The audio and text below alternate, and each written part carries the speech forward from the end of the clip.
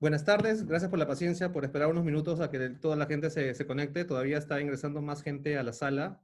Actualmente somos alrededor de 85 personas participando y todavía siguen llegando. Así que nada, vamos arrancando para tratar de mantener la agenda como la habíamos planeado.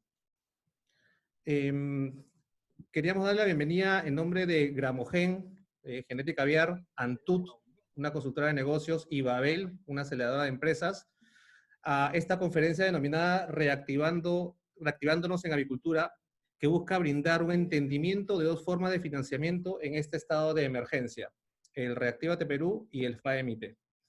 Queremos propiciar una comunidad colaborativa empresarial a través de alianzas y espacios como estos para encontrar, brindar soluciones a momentos tan desafiantes como los actuales, en los que nos toca cooperar. Vamos a tener a Antut, que nos va a hablar sobre justamente ya los lineamientos para acceder a estos fondos desde la perspectiva legal, tributaria y también laboral. Vamos a tener a Cristian Privat, Ronald Stambuk y Elio Riera. ¿Ok? Entonces le doy el pase a Cristian. Dame un segundo. Y... Cristian. ¿Qué tal, Ítalo, cómo estás? A ver.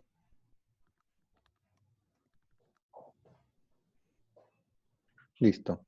Buenas tardes con todos.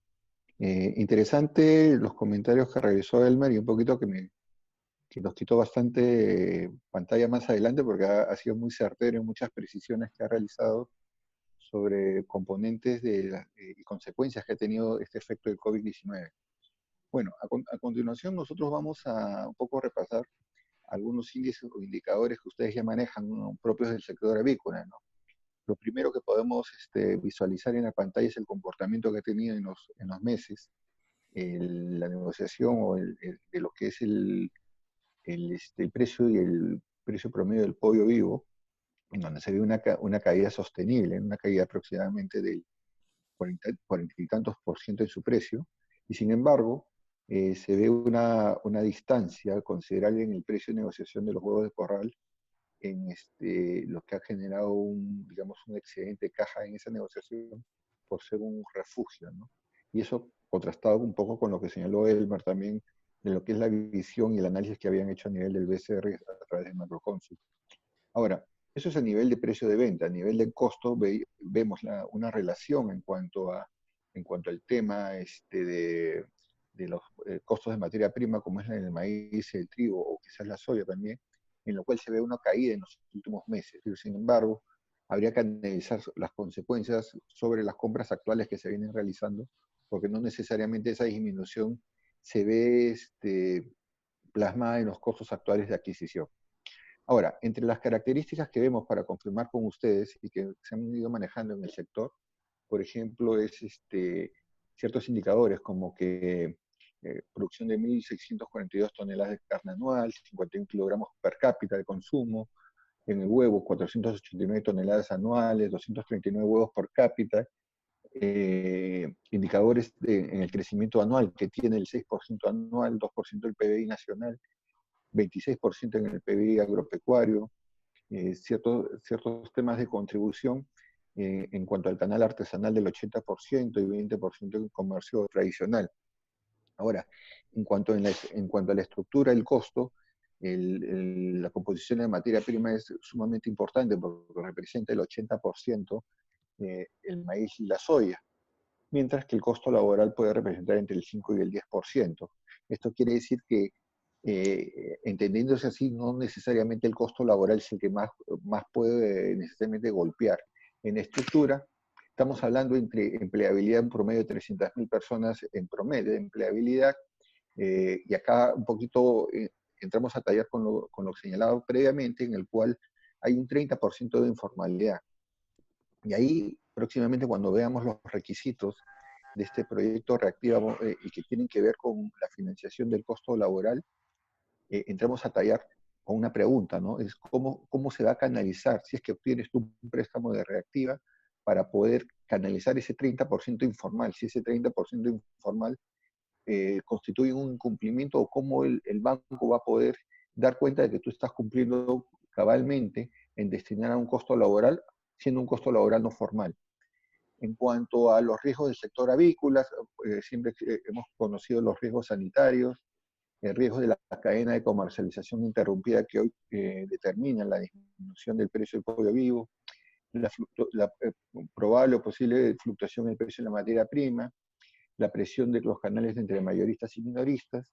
Entramos a tallar temas como el efecto del COVID-19. ¿Qué está sucediendo con el efecto COVID-19? Lo que vimos en el comportamiento es un probable excedente de caja por un mayor precio de venta de los huevos producidos, un decremento en la caja producto del pollo vivo, menos unidades de venta, se han vendido 46% menos, creo que el dato es incorrecto, es 26%, y un precio de granja menor en 46%.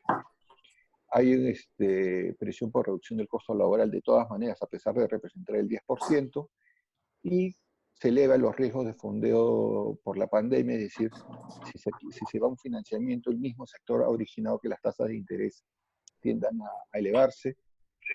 En general, nosotros vamos a pasar con Ronald en la parte de financiación, y yo quería comentar algo que en cuanto al canal de pensamiento frente a toda esta crisis, y que está sustentado en todo lo que están viniendo las teorías, y que están hablando sobre cómo tiene que resurgir el empresario frente a ese tema. Definitivamente estamos en un tema de resiliencia empresarial, un tema de cambio de pensamiento. Las cosas no van a ser las mismas, los comportamientos no van a ser habituales. Se ha dado un salto en la tecnología, que implica de que hay que estar pensando más bien en cómo hacer las cosas diferentes, con la finalidad de maximizar los beneficios, porque definitivamente hay un costo de sacrificio que se va a tener que asumir, porque las modalidades de la gente van a cambiar. Implica también que se renuevan las negociaciones con clientes, proveedores y empleados, modificación de contratos, nuevos acuerdos con empleados. La variabilidad se va a mantener, el empresario no está dispuesto a sacrificar tanto ofreciendo costos fijos. Y viene la parte que va a entrar Ronald a hablar sobre la liquidez y financiamiento, ¿no? La necesidad de obtener liquidez y financiamiento para invertir en el tema del futuro. Algo que se va a tener que analizar son los impactos fiscales y laborales. Hace poco el Estado, fue un domingo terrible la vez pasada, porque salía norma tras norma, una norma importante sobre el tema de aceleración de depreciación que el empresario debe considerar como escudo tributario para futuras inversiones en el caso que tenga excedente de caja. El empresario va a tener una lectura del comportamiento del mercado y de los competidores. O sea, cuando estás viendo qué hace tu competidor del lado derecho, porque probablemente le está haciendo cosas diferentes y tienes que diferenciarte en el mercado. Y lo más importante, cada decisión estratégica que tienes vas a tener que monitorearla al milímetro, con la finalidad de medir la efectividad, porque te vas a estar reinventando en cada momento. En ese sentido, paso a Ronald para que efectivamente trate el tema principal, que es el tema de financiamiento. Adelante, Ronald. Perfecto, ¿cómo están? Muy, muy buenas tardes a todos. Voy a tratar ahora los dos programas que han salido con motivo de la crisis del COVID-19, que son el programa Reactiva Perú y el programa FAEMIPE. Bueno, ¿qué es el Reactiva Perú? El Reactiva Perú, como ustedes saben, es un programa que procura garantizar el financiamiento para fondos de capital de trabajo para las empresas, ¿correcto? Que enfrentan obligaciones de corto plazo con sus trabajadores y sus proveedores. Y entonces este es un mecanismo que otorga la garantía del gobierno nacional a créditos en moneda nacional que van a ser canalizados, van a ser colocados por las entidades del sistema financiero. Este programa tenía un monto original de 30.000 millones de soles y ha sido recientemente ampliado en 30.000 millones adicionales, a 60.000 millones a través del decreto legislativo 1485. Estos préstamos se deben solicitar, de acuerdo con la norma, o se deben conseguir hasta el 30 de junio de 2020, y el plazo que se otorga máximo es de 36 meses, con la posibilidad de solicitar 12 meses de plazo de gracia. Entonces, estamos hablando de 4 años en total, ¿no? Eso es en relación al plazo máximo de estos financiamientos. Sí. En cuanto a los montos y la cobertura de la garantía, hay un primer límite que se determina entre el mayor valor entre 3 veces la contribución anual de salud en el 2019 o un mes de ventas promedio mensual del 2019 declaradas ante SUNAT. En el caso de microempresas, este segundo es el único límite que se toma en cuenta, el del mes de ventas promedio mensual del 2019, ¿no? Siendo microempresas aquellas cuyas ventas anuales tengan hasta 150 UITs. Eso es en cuanto el tope en cuanto a la cobertura. En cuanto al porcentaje que se otorga de la garantía, ¿no? ¿Correcto?, que da el Estado a las entidades del sistema financiero, los porcentajes van a variar en función del monto de los préstamos. Si estamos hablando de préstamos que se dan hasta 30.000 soles, la cobertura de la garantía es de 98%, ¿ok? En el caso de préstamos que vayan de 30.000 a 300.000 soles, la cobertura de garantía es 95%, de 300.000 a 301, ¿no? A 5 millones 90%, y por encima de ese monto y hasta el tope de 10 millones, que es el tope máximo de los préstamos, 80% de cobertura de la garantía. ¿Ok? ¿Qué significa la garantía? Que ante el eventual incumplimiento, el Estado algunas veces se subroga, porque lo que hacen es pagar al banco, y inmediatamente la deuda se entiende entre el gobierno nacional y el deudor. Las garantías del programa Reactiva Perú, esto es bien importante, tiene que ver con los requisitos que voy a mencionar a continuación, se extinguen automáticamente si es que hay declaraciones o documentos en relación al otorgamiento de este préstamo que resulten falsos o inexactos. ¿Okay? Y siempre dice la norma que esta información sea responsabilidad de las entidades del sistema financiero. Lo que sucede es que las entidades del sistema financiero trasladan esta responsabilidad tras los contratos, obviamente, a los beneficiarios. ¿Cuáles son estos requisitos? ¿Okay? Estos requisitos podemos separarlos en dos grupos. Requisitos para acceder al préstamo, y luego vamos a ver los requisitos que deben cumplirse una vez otorgado el préstamo. Para acceder al préstamo, las empresas beneficiarias deben cumplir los siguientes requisitos. No deben tener deudas tributarias con SUNAT en cobranza coactiva por montos mayores a una UIT al 29 de febrero del 2020, respecto de periodos anteriores al 2020, esto es, hasta diciembre del 2019. No deben estar en cobranza al 29 de febrero del 2020, no debían encontrarse en cobranza coactiva. Deben estar clasificadas estas empresas a la fecha de solicitud del crédito en la central de riesgo de la SBS como categoría normal o CPP. No deben encontrarse vinculadas con la entidad financiera que le otorga el préstamo. No deben estar involucradas en casos de corrupción y delitos conexos de la ley 30737. Y no deben llevar a cabo actividades contempladas en el anexo 1 del reglamento operativo. Es una relación bastante larga, para efectos de la presentación no la hemos incorporado, está en el anexo 1 del reglamento operativo, pero en líneas generales se trata de actividades que se consideren ilegales o estén prohibidas bajo la normativa nacional o a la luz de convenios y acuerdos internacionales ratificados por el Perú, ¿no? Esos son los requisitos, para acceder al préstamo, que deben verificarse al momento en que uno solicita y van a ser evaluados por la entidad del sistema financiero, COFIDE, etc. Pero luego hay requisitos que deben cumplirse una vez otorgado el préstamo, deben mantenerse a lo largo de la vida del préstamo. Tiene que ver en primer lugar, con el destino de los fondos. El destino de los fondos debe ser planillas y proveedores. En consecuencia, dice la norma, estos fondos no pueden ser usados para lo siguiente: los fondos recibidos en virtud de este programa. Pagar obligaciones financieras vencidas que las empresas tengan con el sistema financiero. Adquisición de activos fijos. Compra de acciones o participaciones en otras empresas, bonos y otros activos monetarios, o realizar aportes de capital. Ahora, y esto es bien importante, respecto de estos requisitos que he mencionado en cuanto al destino de los fondos que yo obtengo por este financiamiento de Reactiva Perú, la prohibición es a usar esos fondos para realizar estas actividades que he mencionado. Si la empresa cuenta con los controles correspondientes y logra demostrar que con otros fondos ha hecho estas actividades, las puede hacer y no genera eso la pérdida de estos beneficios ni el programa. ¿Okay? Solo en relación a los destinos de los fondos que obtienen por este financiamiento. Pero adicionalmente hay dos actividades que están prohibidas.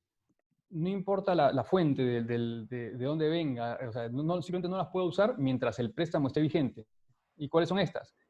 prepago de obligaciones financieras, esto es deuda no vencida, y distribución de dividendos o repartición de utilidades, salvo aquellas participaciones de utilidades que corresponden a los trabajadores bajo las leyes laborales correspondientes. Estas dos actividades prohibidas, digamos, el incumplimiento de estas obligaciones genera la aceleración del préstamo y la ejecución de cualquier colateral que se hubiera otorgado. Y no interesa, como digo, que se utilicen otros fondos del beneficiario. A diferencia de las primeras, que podría usar otros fondos en la medida que tengan los controles para demostrar que no ha usado los fondos de Reactiva Perú para adquisición de activos fijos, etc. Eso no está prohibido. Lo que sí está prohibido es, en cualquier caso y con cualquier tipo de fondo, es el prepago de obligaciones financieras y la distribución de dividendos. ¿Sí? Y la norma establece, reglamento operativo, que las entidades del sistema financiero deben incorporar estas restricciones, todas estas que he mencionado, en los contratos o documentos que sustenten el otorgamiento de los préstamos. Ahora, y eso guarda relación con el tema de las responsabilidades. Se señala responsabilidades para las entidades del sistema financiero y responsabilidades para los representantes de los beneficiarios. Con respecto a las entidades del sistema financiero, se señala que son responsables de verificar el cumplimiento, en primer lugar, obviamente, las regulaciones prudenciales del sistema financiero, así como asegurar las condiciones y requisitos que deben cumplir las empresas deudoras para acceder al programa Reactiva Perú, que son estos requisitos que mencioné, requisitos para acceder al préstamo, todos estos. Ese es un primer tema. Y después, la norma señala que los gerentes generales o representantes de las empresas que acceden al programa deben suscribir una declaración jurada en la que manifiestan el cumplimiento de los requisitos y condiciones. Cualquier declaración falsa, fraude o simulación genera responsabilidad civil y penal, así como sanciones a que hubiera lugar. Eso es con respecto a Reactiva Perú, las condiciones y requisitos. Luego tenemos el otro programa que está dirigido solamente a las MIPE, es el FAEMIPE, que es el Fondo de Apoyo Empresarial a las MIPE, creado por el Decreto de Urgencia 029 y modificado por el 049, que también sirve para capital de trabajo de las MIPE. En este programa lo que sucede es que COFIDE otorga líneas de crédito a las entidades del sistema financiero y a las COPAC, que son las cooperativas de ahorro de crédito no autorizadas a captar recursos del público, y a su vez canalizan esos préstamos hacia las MIPES. Los recursos del programa son de 800 millones de soles. El plazo para solicitar, en el caso del FAEMIPE, el plazo para solicitar el crédito es hasta el 31 de diciembre del 2020. Y el plazo con la modificación que hubo por el Decreto de Urgencia 049, el plazo se ha asimilado al plazo que se usa para Reactiva Perú, esto es plazo máximo de 36 meses con un periodo de gracia de hasta 12 meses. Ahora, en cuanto al monto de los préstamos y la cobertura de la garantía, acá estamos hablando de préstamos, a diferencia, voy a retroceder un momentito por favor, a diferencia de los préstamos de Reactiva Perú que van en rangos que pueden llegar a los 10 millones de soles, ¿no? En el caso de FAEMIPE, estamos hablando de préstamos que solo pueden llegar máximo a 30.000 soles. Y el límite, se establece un límite en función de la entidad del sistema financiero o COPAC que le otorga el crédito, y está el límite que he mencionado en cuanto al monto del préstamo. Este primer límite es el monto que la garantía cubre como máximo. Hay una cobertura de garantía por entidad financiera. Esto es, equivalente al monto equivalente a 2 veces el promedio mensual de deuda de capital de trabajo registrada por la MIPE en el año 2019 ante esa misma entidad del sistema financiero. O sea, tiene que haber sido una entidad del sistema financiero o COPAC que le haya otorgado un crédito en el año 2019. Y el monto del préstamo que puede recibir de esa entidad del sistema financiero o COPAC es equivalente a 2 veces el promedio mensual de deuda de capital registrada por ellos con ellos en el año 2019. No se considera ni los créditos de consumo ni hipotecarios para vivienda. Ahora, en cuanto a la garantía, va a depender del monto del préstamo. Hasta 10.000 soles la garantía otorgada por el Estado es 98%, y de 10.000 a 30.000 o de 10.001 a 30.000 es de 90%. ¿Cuáles son las MIPES elegibles? Y acá se ha generado una discusión porque el 029, el decreto de urgencia 029 señalaba que eran las MIPES que realizan actividades de producción, turismo, comercio y servicios conexos. Bueno, producción es bien amplio, ¿no? Pero luego el decreto de urgencia 049 no restringe las actividades, no hace referencia a estas actividades. Sin embargo, el reglamento operativo que ha salido con posterioridad al 049, o sea, el que modificó al anterior reglamento operativo del 029, que en teoría ya recoge las modificaciones del 049, vuelve a hablar de MIPES que realicen actividades de producción, turismo, comercio y servicios conexos. Entonces ahí hay una duda respecto a qué sucede con MIPES que se dediquen a otras cosas, pero en mi opinión, debería primar la no restricción del decreto de urgencia, ¿no? ¿Qué deben cumplir? ¿Qué es lo que deben cumplir las MIPES para poder acceder a este programa, al FAE-MIPE? El destino de los créditos es de manera exclusiva para capital de trabajo, dice la norma. De manera similar, pero acá deben estar clasificadas no al momento de la solicitud del préstamo, sino al 29 de febrero de 2020, tienen que estar en la central de riesgo de la SBS en la categoría normal o CPP. Eso es diferente, voy a retroceder un momentito, con el requisito exigido para Reactiva Perú, que es esta categoría de normal o con problemas potenciales debe estar verificarse a la fecha de solicitud del crédito. En el FAE-MIPE es distinto y es al 29, es una foto al 29 de febrero del 2020. No debe encontrarse vinculada, señala la norma, a la entidad al sistema financiero o COPAC otorgante. Igualmente, al igual que en el Reactiva Perú, no deben estar involucrados en caso de corrupción y delitos conexos de la ley 30737. Y, eso es importante, no deben ya contar con un crédito garantizado en el marco del programa Reactiva Perú. O sea, son programas incompatibles entre sí. Una misma empresa no podría gozar de ambos programas. La regulación del FAE-MIPE es mucho más ligera, de alguna manera, que la regulación del programa Reactiva Perú, en el sentido de que hay cosas que no están reguladas. Por ejemplo, ¿qué sucede si no se destinan los fondos a capital de trabajo? A diferencia del Reactiva Perú, donde se señala que se pierde la garantía y se aceleran los plazos, etc., no hay nada señalado en las normas que regulan el FAE-MIPE que sucede si no dedican estos fondos a capital de trabajo. Tampoco se señala nada, por ejemplo, respecto a la responsabilidad de los representantes de las MIPES, ¿no? Y eso a grandes rasgos es un brochazo de los requisitos de cada uno de los dos programas. Quisiera que a continuación Elio tratara el tema del marco laboral vinculado con ese tema, ¿no?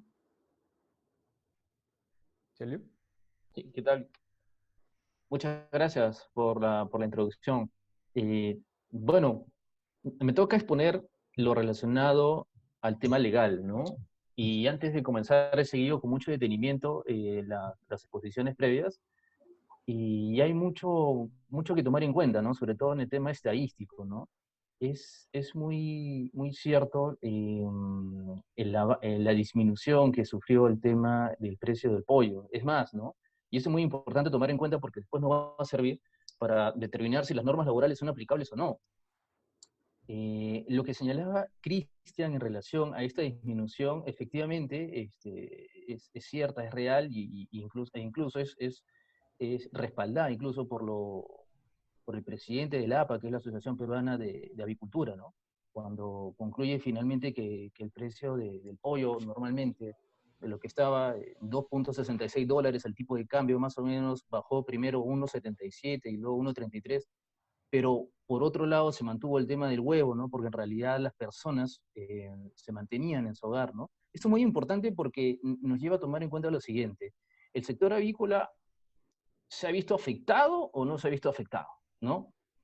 ¿Y por qué planteo esta pregunta? Porque el Decreto Supremo 044-2020, que ha sido también comentado dentro de las normas que un poco fomentan el tema del MIPE, de la MIPE y del FAE-MIPE, por Ronald, justo señalaba, ¿no? Dentro de los considerandos más relevantes que el rubro que se mantenía era el destinado a bienes necesarios, esenciales, como por ejemplo, estamos hablando de la avicultura, de la agricultura también.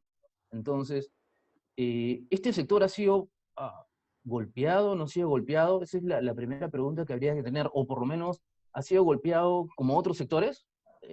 ¿No? Esa es la primera pregunta. ¿Por qué? Porque luego de esto vienen las diapositivas con las cuales estamos iniciando, ¿no?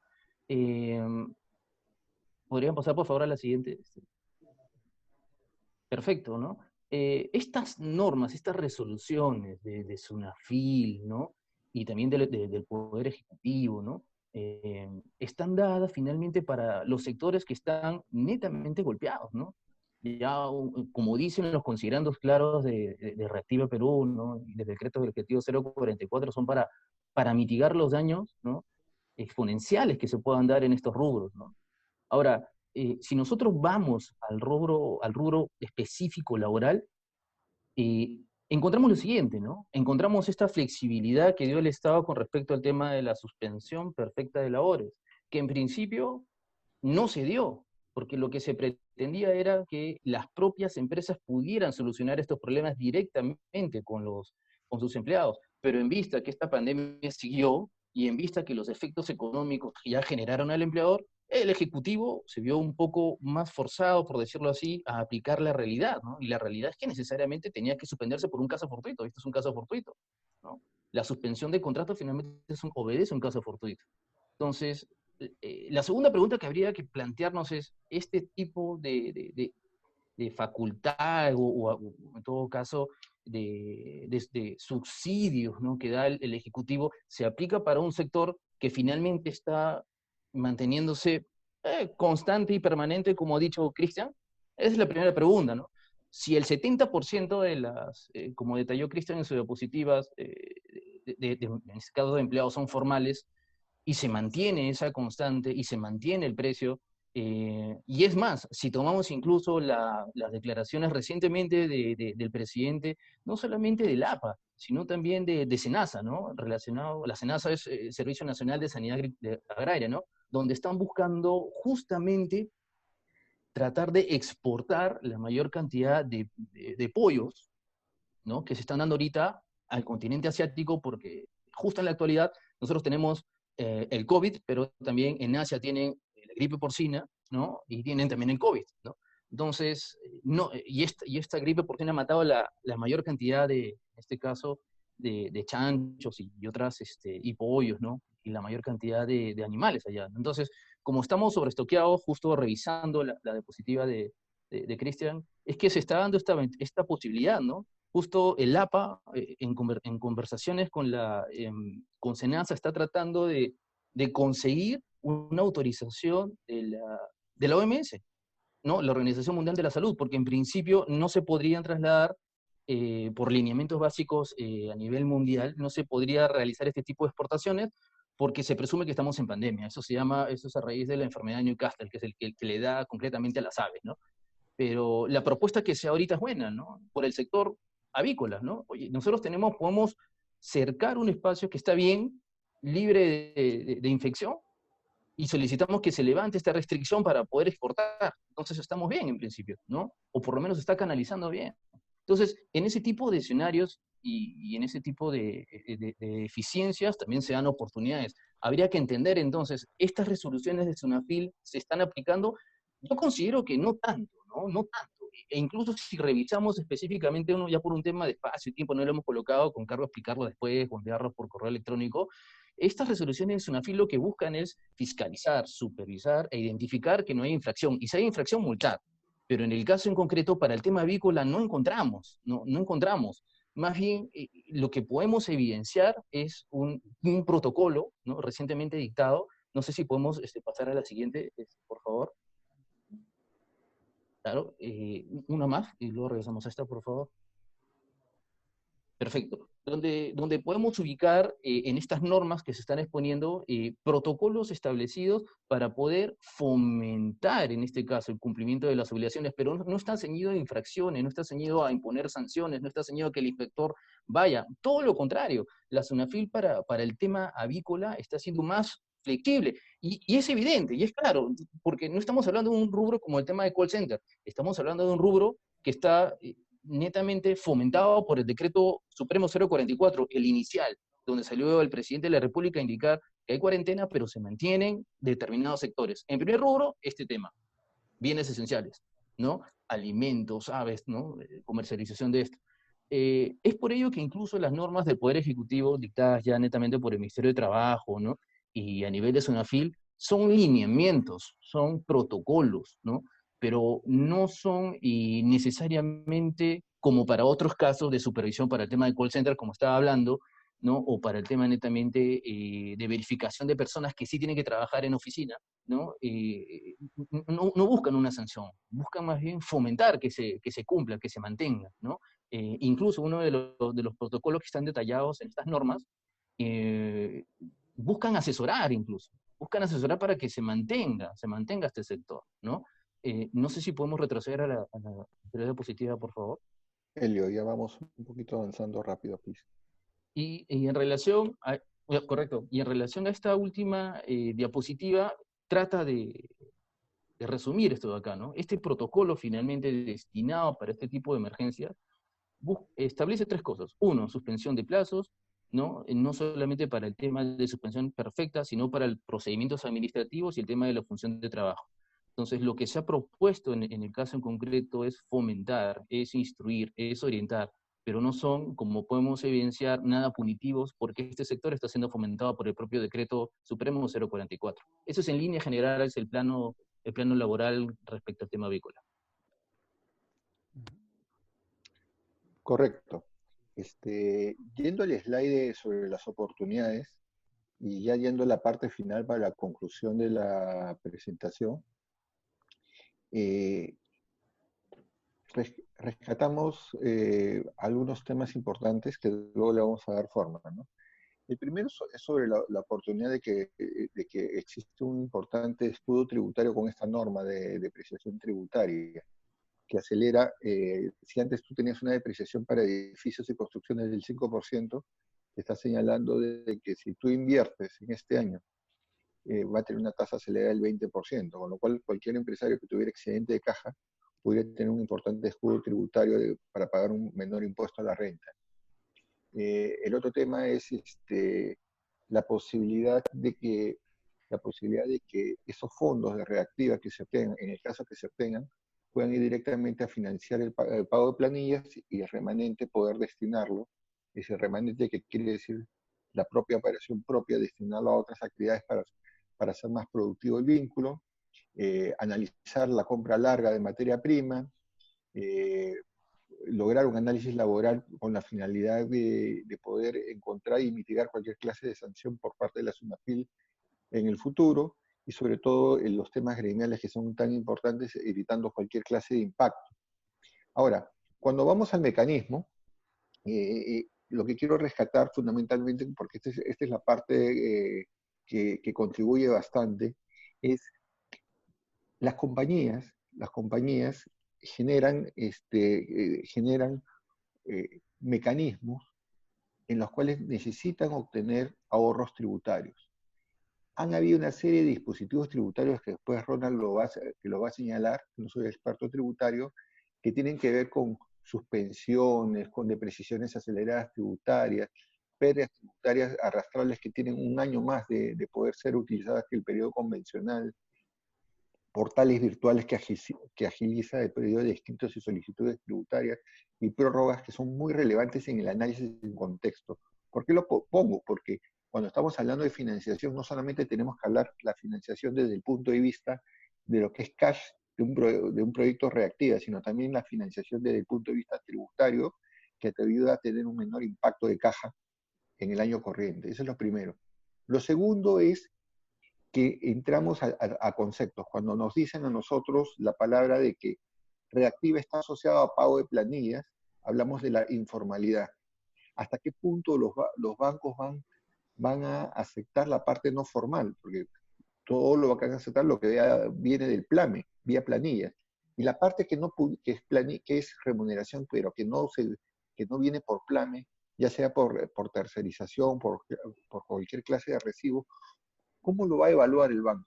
Y como yo les decía, ahora estaba hablando con varios sectoristas del banco, y no necesariamente todos los bancos tienen analizado por completo la forma de control. O sea, una cosa es la parte de COFIDE, en la cual le da el go para ya entrar a la subasta de otorgamiento de los préstamos, y ahí es donde están en lista de espera muchas personas.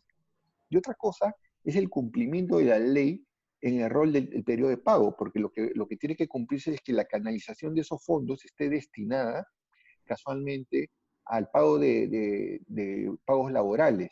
¿Hasta qué punto el banco tiene asegurado y de qué manera la compañía puede darle un seguro como diciendo yo te voy a dar un informe de canalización de fondos que te acredite que siempre voy a cumplir? ¿No? Ese es un punto muy importante porque el otorgamiento es el primer paso, pero el cumplimiento y la canalización es otro, en el cual es importante desde el punto de vista del análisis. El otro tema es estar listo frente a cualquier proceso de compulsa por parte de la SUNAFIL. Y el otro tema es el análisis de los retornos de los accionistas de la compañía. Lo que me refiero es de que muchos accionistas están en planilla. Y otra cosa es, ¿qué te conviene ser? ¿Accionista total? ¿O te conviene también ser trabajador, con lo cual ecualizas un poco la gradualidad tributaria? Le digo un caso. Un accionista podría estar como gerente general de una entidad hasta por un rubro de, póngale, 16.000 soles, y a partir de 16.000 soles coge toda la gradualidad y recién pasar a ser vía dividendos, pagar el 30% que le corresponde. Entonces, son cosas por analizar, son temas por analizar, y otros mecanismos que lo dejo acá a Ronald para que finalice desde la perspectiva tributaria. Ronald. Sí, por un tema de tiempo vamos a correr un poquito de estos comentarios que pensaba hacer en el tema tributario y legal. La presentación de todas maneras la van a tener ustedes, o sea que pueden verlo con más detenimiento luego. Como dijo Cristian, viendo el tema de flujos, hay cosas que se pueden, estrategias que se pueden llevar a cabo para tratar de liberar fondos o optimizar tributariamente las operaciones, ¿no? Usar este mecanismo de suspensión y modificación de los pagos a cuenta que ha salido recientemente para bajar el impacto de los desembolsos mensuales de pagos a cuenta. Bueno, ya mencionó Cristian el tema de la depreciación acelerada.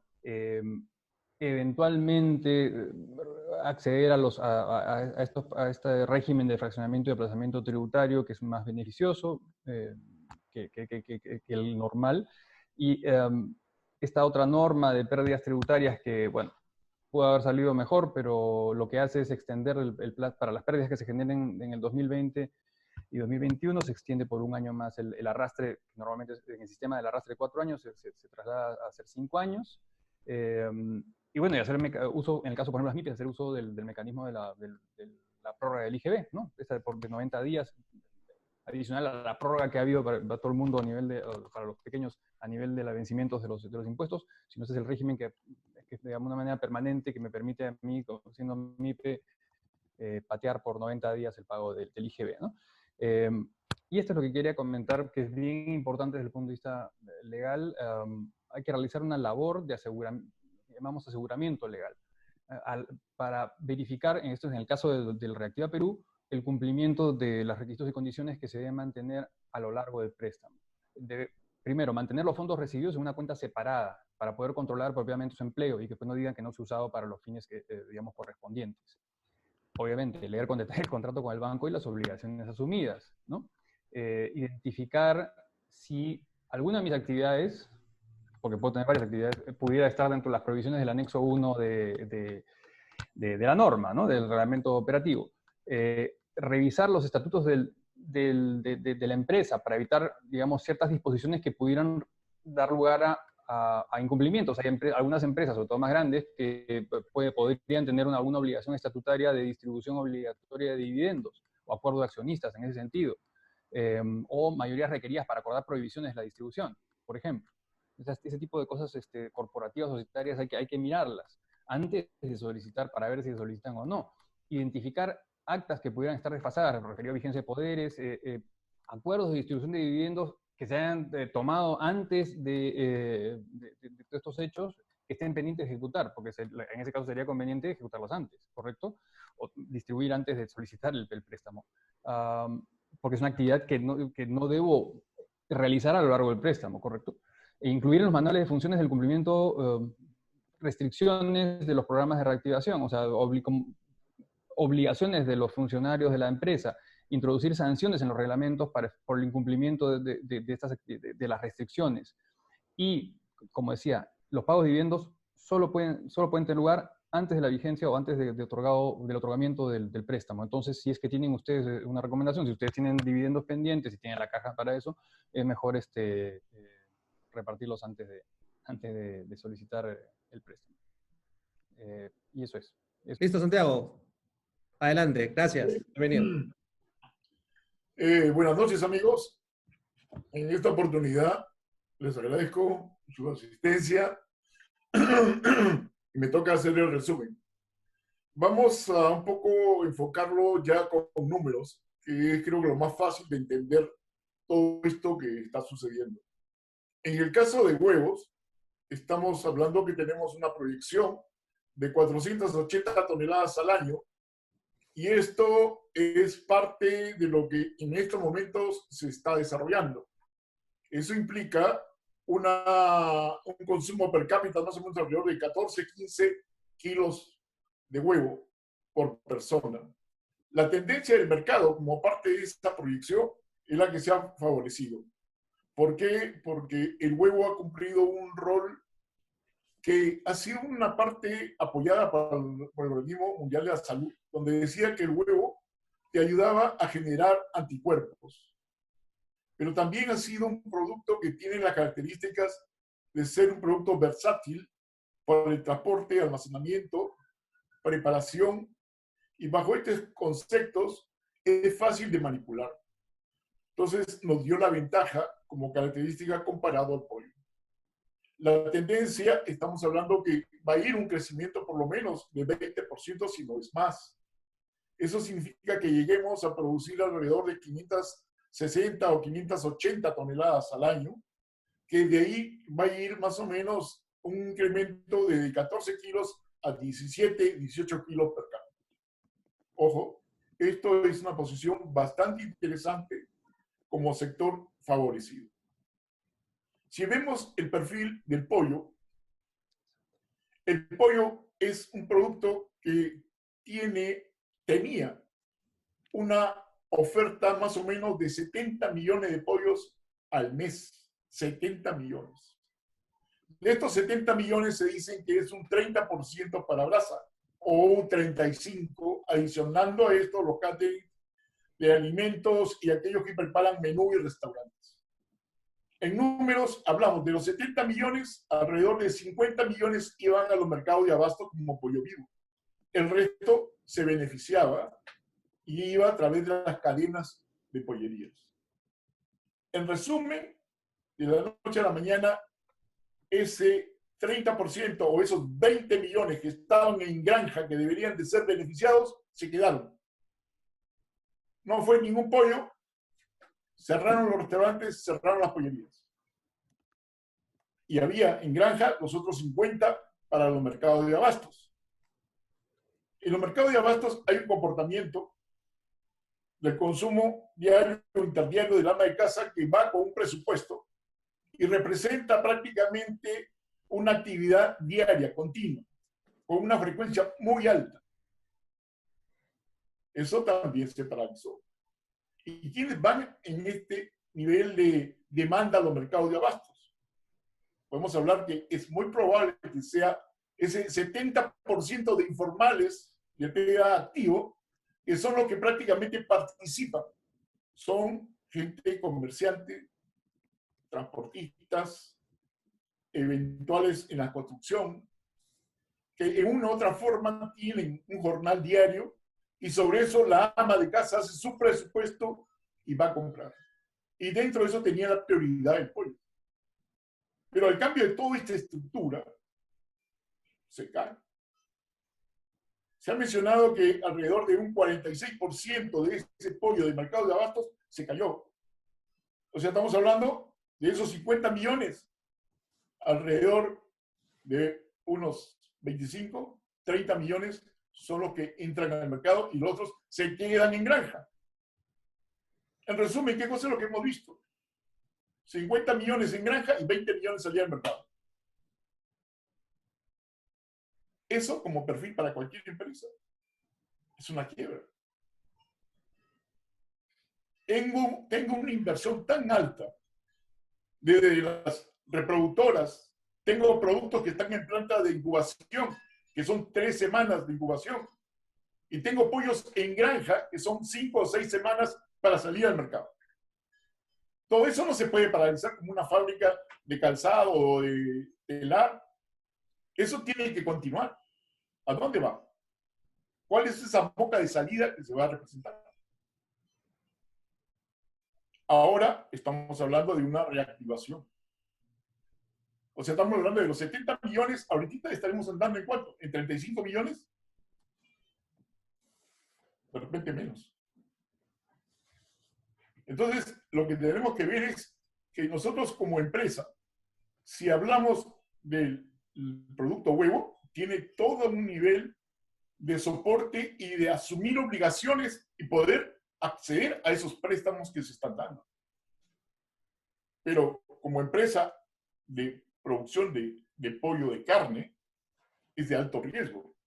Porque ese dinero no te lo están dando para que lo pagues cuando tú quieras. Más, estás sujeto a firmar compromisos dentro de esas obligaciones de los plazos a cumplir.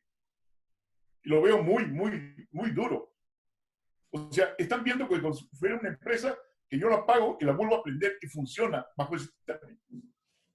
Si yo quiero volver a activarme como empresa apícola de la línea de carne, igual, tengo abuelos, reproductoras y la crianza. Entonces, no es tan fácil. ¿Y dónde está el nivel de soporte que me pueden dar para activar eso? Si el capital de trabajo ya me lo comí, ya lo perdí, prácticamente son 60 días y sigue andando para adelante, con limitaciones de toda esa inversión que he tenido. Cuando tú estás en granja y tienes animales, todos lo sabemos, no le voy a decir que no coma el pollo. Y si el pollo no sale y se va quedando en granja, se va deteriorando y su nivel de eficiencia va perdiendo. Entonces pierdo porque no puedo vender el pollo al precio, pierdo el pollo porque la mortalidad es más alta en granja y me estoy comiendo el capital de trabajo que es para el próximo lote que viene en reemplazo. No es fácil. No es fácil decir ahora sobre estas líneas yo me voy a enlazar para financiar capital de trabajo. Imposible. Inversión, activo, tampoco. Entonces, esas cosas, yo creo que parece que cuando se analizan y se desarrollan, no ven el enfoque de la necesidad a dónde está orientando estas inversiones. O sea, tenemos un reto muy grande como sector, y más, si nos planteamos exportar, nosotros no somos productores de granos, nosotros no producimos soya, no producimos maíz, importamos esos granos. Esas actividades tienen un costo adicional, que es el transporte, que es el flete, y el manipuleo para que llegue a mi granja. Comparado a un país que es productor de granos, yo no puedo competir con él. O sea, para exportar ya exporto, pero para perder menos, no para cubrir mis costos. O sea, tenemos que tener la visión de que si tú quieres ser productor, lo puedes hacer en la medida que tú tengas la disponibilidad de los recursos y puedas competir con esos recursos con el que también realiza esa actividad en el exterior. Pero nosotros no somos productores de granos, lo sabemos. Entonces, los enfoques no lo hagamos simplemente tocando campanas que son ilusiones. La realidad está acá. Entonces, tenemos que ver alternativas, cómo solucionarlas. ¿Cuánto dinero se ha metido en los bonos? Cuando fácilmente ese capital lo podíamos ser usado para cubrir un abastecimiento de un producto nutritivo, que sería el pollo, y llevarlo al costo. Pero no permitir que se sigan especulando y que veamos, en Andahuaylas había una papa que tenía 10 centavos y en el mercado se estaba vendiendo a 2,50 soles. No es posible. O sea, no vemos más allá de la situación en los procesos que se dan. Y ahora para nosotros como polleros hay un problema. O sea, no podemos cubrir nuestros costos y tenemos que salir al mercado. Pero esa ama de casa ya no tiene los mismos recursos que tenía antes. Esa ama de casa, su esposo está desempleado, como todos esos que representan un 60, un 70% de las zonas que no disponen ahora de un ingreso. Entonces, ¿a quién vamos a vender nuestro producto? Dejo esto como una preocupación, porque son temas que tenemos que seguir tocando para adelante. Analizar esos canales de comercialización, ver desde el productor hacia el consumidor qué podemos hacer. El reto está. Tenemos que reinventar todo. tenemos que crear nuevos sistemas. Pero no va a ser fácil. Es un camino que tenemos que construir. Bueno, quiero agradecer la participación de todos y, por favor, a ver si todos los que nos están acompañando nos ayudan y puedan activar sus cámaras de video para poder sacar una foto de todos los que hemos participado en esta actividad.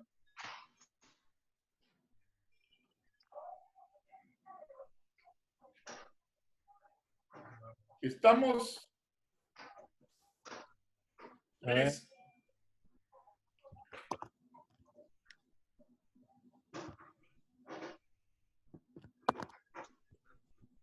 Un momentito. Son 4.